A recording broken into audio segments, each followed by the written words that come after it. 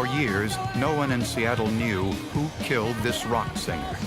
The evidence sat waiting in a freezer until a computer identified a suspect 3,000 miles away.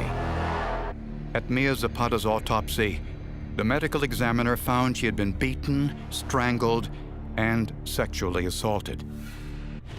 The medical examiner noticed a bite mark on Mia's breast.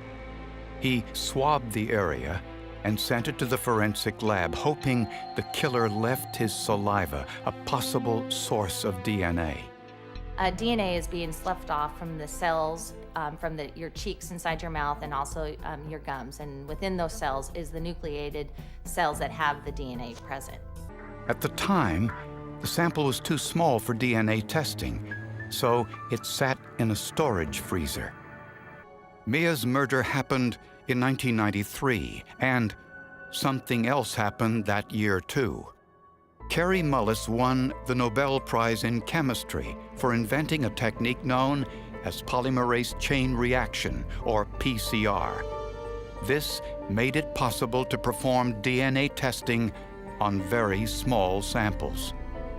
Well, with PCR, what you have is this chemical photocopier. So we were able to amplify that small piece of DNA up into large enough pieces that we can actually detect.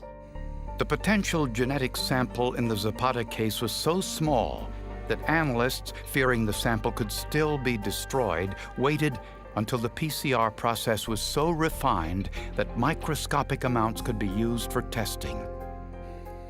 In 2001, the swab from Mia's autopsy, the swab that might contain the killer's DNA, was finally tested with PCR technology.